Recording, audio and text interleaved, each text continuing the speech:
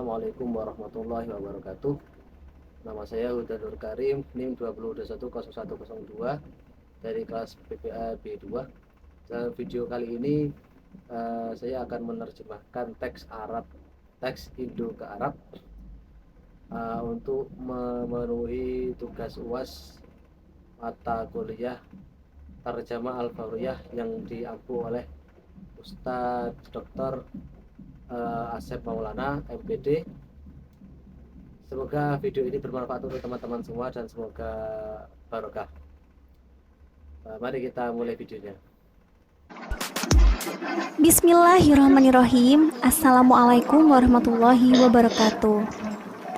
Hai Sobat Idu sekalian, pada video kali ini saya akan membahas mengenai model pembelajaran Problem Based Learning atau bisa kita kenal dengan istilah PBL.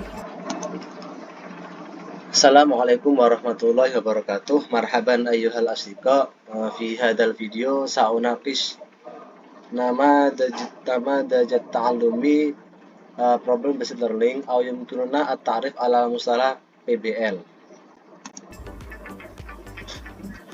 Model pembelajaran Problem Based Learning atau pembelajaran berdasarkan masalah merupakan model pembelajaran yang didesain untuk menyelesaikan masalah yang disajikan. نماذج التعلم problem based learning أو تعلم قائم على حل المشكلات هو نماذج تعليمي مصمم لحل المشكلات المعروضة. Nah, lalu apa sih model pembelajaran Problem Based Learning itu? ثم ما هو نموذج التعلم القائم على حل المشكلات؟ Model pembelajaran Problem Based Learning menurut Tan Onseng yaitu model pembelajaran yang menggunakan berbagai kemampuan berpikir dari peserta didik secara individu maupun kelompok serta lingkungan nyata atau autentik untuk mengatasi permasalahan sehingga bermakna, relevan, dan kontekstual.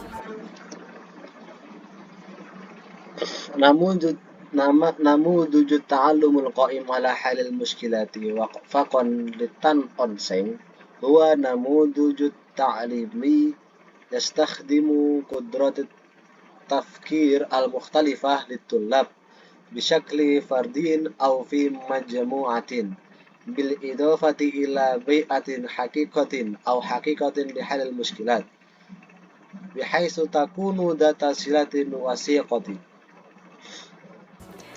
Sehingga dalam model pembelajaran ini cocok digunakan oleh guru sebagai pendidik untuk penerapan pada KD yang mata pelajarannya dibutuhkan pemecahan masalah yang kompleks atau masalah-masalah nyata dengan menggunakan pendekatan studi kasus. بحيث تكون مناسبة في نموذج التعليم حدا للاختبار من قبل المعلمين كمعلمين للتطبيق على كاد التي تتطلب موضوعاتها حل المشكلات المعقدة أو المشكلات الحقيقية باستخدام نهج الدراسة الحالية. Kemudian dalam prosesnya peserta didik didorong untuk belajar mengenai bagaimana sih cara berpikir kritis dan terampil dalam pemecahan masalah. ثم في هذه العملية يتم تشجيع الطلاب على تعلم كيفية التفكير النقدي والمهارة في حل المشكلات. Berikut adalah tujuan dari penerapan model Problem Based Learning. هذا يلي ما يلي هو الغرض من تطبيق النموذج problem based learning. Yang pertama yaitu untuk meningkatkan kemampuan dalam menerapkan konsep-konsep pada permasalahan baru atau nyata. الأول هو تحسين القدرة على تطبيق المفاهيم على masyakil jadidah atau hakikiyah. Nah, di sini karena tujuannya adalah meningkatkan kemampuan gitu ya dalam menerapkan konsep-konsep pada permasalahan yang nyata, siswa akan didorong dalam pemecahan sebuah masalah yang mana masalah tersebut ada di dunia nyata dan kontekstual pada saat ini. Nah, حسنا هنا لأن الهدف هو تحسين المهارات لدى نعم في تطبيق المفاهيم هناك مشاكل حقيقية سيتم تشجيع الطلاب على حل المشكلة حيث توجد المشكلة في العالم الحقيقي وتكون سياقية في هذا الوقت. kemampuan tersebut kiranya nanti akan menjadikan siswa bisa berpikir lebih kritis dan terampil dalam memecahkan suatu studi masalah. حسنا ستجعل هذه القدرة وهذه القدرة الطلاب في وقت لاحق قادرين على التفكير بشكل أكثر نقدا أو أن يكونوا ماهرين في حل المشكلات الدراسة. Tujuan model PBL yang kedua yaitu adalah adanya pengintegrasian konsep high order thinking skills atau HOTS gitu ya, yakni pembangunan kemampuan dalam berpikir kritis, yakni mengarah kepada kemampuan pemecahan masalah dan secara aktif mampu mengembangkan keinginan peserta didik dalam belajar. الهدف الثاني النموذج PBL هو تكامل مفاهيم High Order Thinking Skill أو HOP حسنا يعني تنمية مهارة التفكير النقدي يعني يوجه إلى قدرة حل المشكلات وهو قادر بنشاط على تنمية رغبات الطلاب في التعلم. Nah, pada pengintegrasian konsep high order thinking ini, siswa akan diarahkan untuk bisa mengembangkan keinginan diri sendiri dan juga mengembangkan keterampilannya. حسنا في تكاملية المفهوم high order thinking هذا سيتم توجيه الطلاب ليكونوا قادرين على تطوير رغباتهم الخاصة وكذلك تطوير مهاراتهم. Perlu diketahui juga oleh sobat edu sekalian bahwa meskipun kemampuan individual dituntut bagi setiap siswa gitu ya, tetapi dalam proses pembelajaran PBL ini siswa tetap belajar dalam kelompok, di mana dalam pembelajaran kelompok ini siswa dituntut untuk memahami persoalan yang dihadapi. من ضروري أيضا معرفة ذلك على الرغم من أن القدرة الفردية مطلوبة لكل طالب نعم في عملية التعلم PBL هذا لا يزال الطلاب يدرسون في المجموعات. Nah, pada proses pembelajaran model pembelajaran PBL ini, siswa kemudian belajar secara individu kembali untuk memperoleh informasi tambahannya yang berhubungan dengan pemecahan masalah. حيث يطلب من الطلاب في هذه المجموعة التعلم بفهم المشكلات التي تواجههم. حسنا في عملية التعلم من نموذج التعلم PBL هذا يدرس الطلاب بشكل فردي مرة أخرى للحصول على المعلومات إضافية تتعلق بحل المشكلات. Nah, dalam proses ini gitu ya, akan menjadikan setiap peserta didik itu mampu mengembangkan kemandiriannya, sehingga bukan tidak mungkin gitu ya, kemandirian itu akan terbentuk.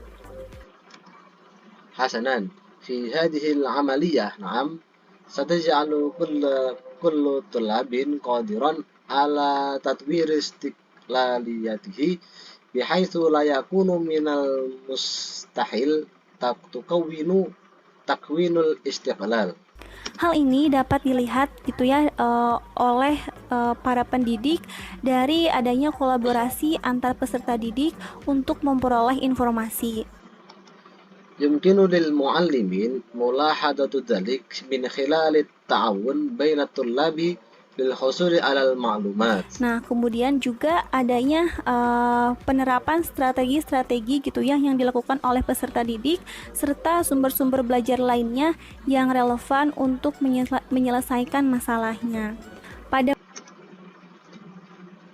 حسناً هناك أيضاً تطبيق استراتيجية مثل تلك التي ينفذها الطلاب بالإضافة إلى موارد التعلم الأخرى ذات الصلة لحل المشكلات. model ini kiranya guru berperan sebagai fasilitator dalam proses pembelajarannya. في هذا النموذج يعمل المعلم كميسر في عملية التعلم.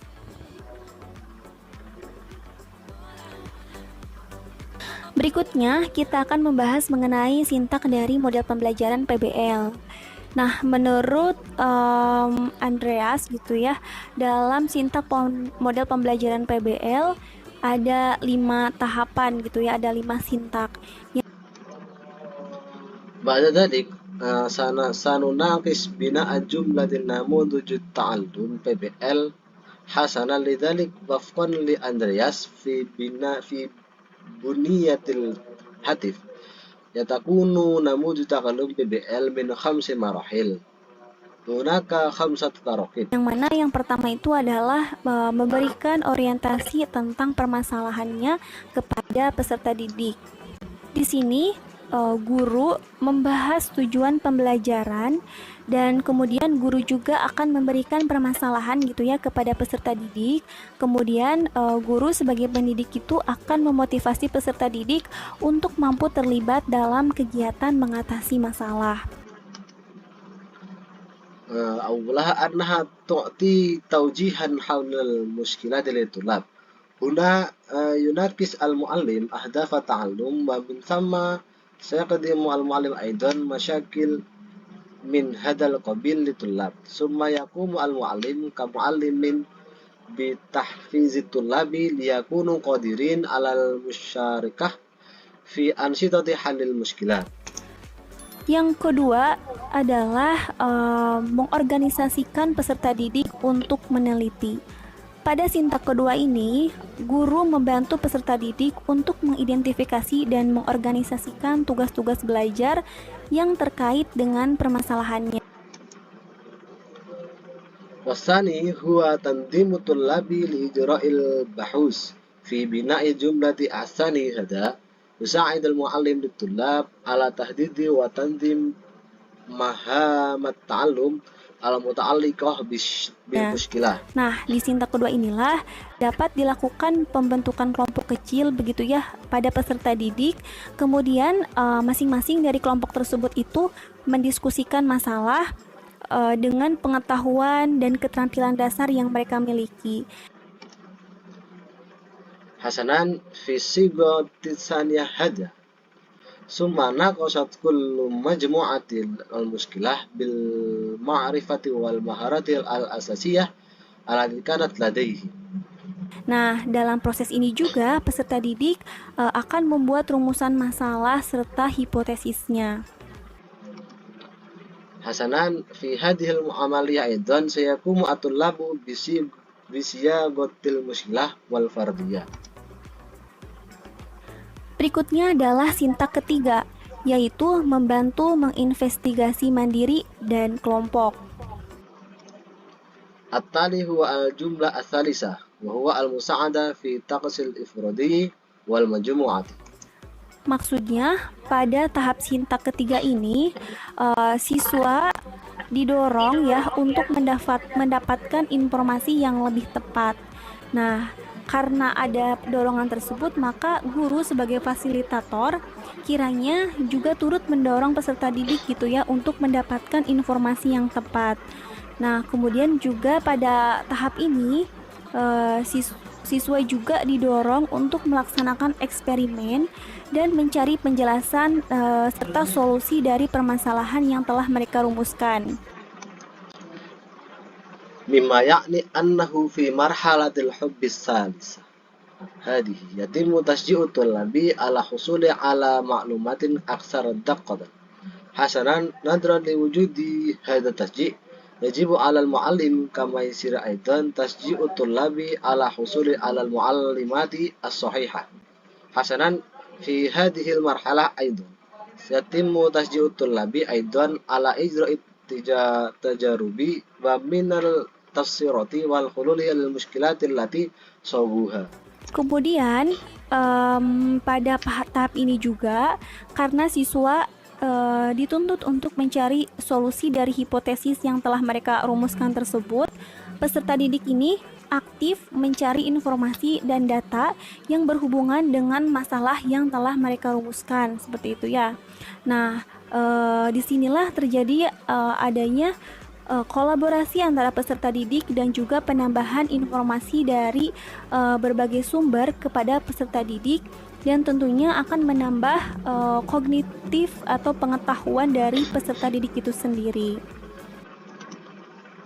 بعد ذلك يمكن لأربعة ولكن أيضا نظرا لأن الطلاب مطلوب بإيجاد حلول للفردية التي صابوها، فإن هؤلاء الطلاب يبحثون بنشاط عن المعلومات والبيانات المتعلقة بالمشكلات التي صابوها مثلها. نعم، هذا هو المكان الذي يوجد فيه تعاون بين الطلاب وأيضا إضافة معلومات من مصادر مختلفة للطلاب، وبالطبع ستضيف إلى المعرفة أو المعرفة للطلاب أنفسهم. Tahapan yang keempat atau sintak yang keempat yaitu mengembangkan dan mempresentasikan hasil karya dan memamerkannya. Maksudnya adalah setelah gitu ya peserta didik berdiskusi dengan kelompoknya untuk menyelesaikan masalah yang diberikan, kemudian mereka akan melaporkan data-data yang telah diperoleh tersebut, baik dengan berupa presentasi ataupun memperlihatkan hasil karya yang diperolehnya. Nah, المرحلة الرابعة أو البنية الرابعة هي تطوير العمل وتقديمه وإبرازه. المقصود هو أنه بعد ذلك يناقش الطلاب مع مجموعتهم لحل المشكلات المقدمة، ثم سيقومون ببلاغ عن البنية التي ثم تم الحصول عليها، إما في شكل عروض تقديمية أو إظهار نتائج العمل الذي حصلوا عليه.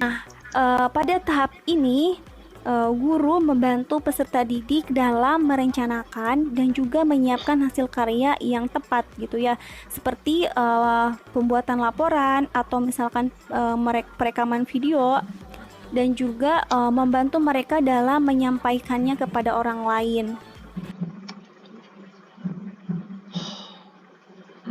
حسنا، في هذه المرحلة أو في هذا الجملة يساعد المعلم الطلاب في تخطيط وأيضا إعداد العمل المناسب، مثل إعداد التقارير أو تسجيلات الفيديو على سبيل المثال، ومساعدتهم أيضا على نقله إلى الآخرين. Karena di sini walaupun siswa gitu ya dituntut untuk bisa lebih mandiri, namun juga kan sebagai fasilitator, guru juga harus membantu peserta didik dalam proses pembelajarannya, begitu ya.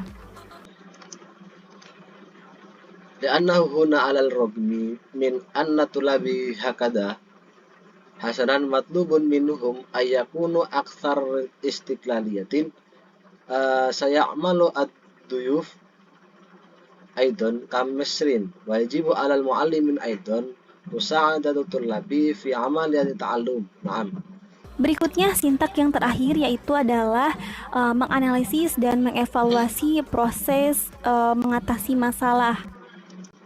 التالي فإن الجملة الأخيرة هي تحليل وتقييم عملية التغلب. Pada tahapan ini, guru gitu ya membantu peserta didik untuk melakukan refleksi terhadap penyelidikannya dan juga proses-proses yang telah mereka gunakan. حسنا في هذه المرحلة يساعد المعلم الطلاب على التفكير وتحقيقهم وكذلك العملية التي استخدامها. Nah, itulah pengertian dari model pembelajaran problem based learning atau kita kenal dengan istilah PBL dan juga sintak-sintak serta tujuan dari pembelajaran model tersebut. الآن هذا هو معنى نموذج التعلم القائم على problem based learning أو أننا على دراية بمصطلحات الPBL وكذلك بناء الجملة وأهداف تعلم هذا النموذج. Semoga video kali ini bermanfaat. Jangan lupa buat like, komen, kemudian subscribe channel ini dan nyalakan loncengnya. Dan teman-teman mohon untuk share video ini ke media sosial teman-teman. See you buat di next video. Terima kasih. Wassalamualaikum warahmatullahi wabarakatuh.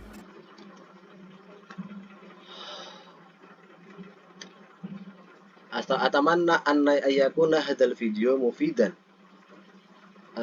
لا تنسى الإعجاب بالتعليقات ثم الاشتراك في هذه القناة وتشغيل الجرس والأصدقاء يرجي مشاركة هذا الفيديو على وسائل التواصل الاجتماعي. أيها الأصدقاء أرى المساعدة الفيديو التالي. شكرا لك. Wassalamualaikum warahmatullahi wabarakatuh.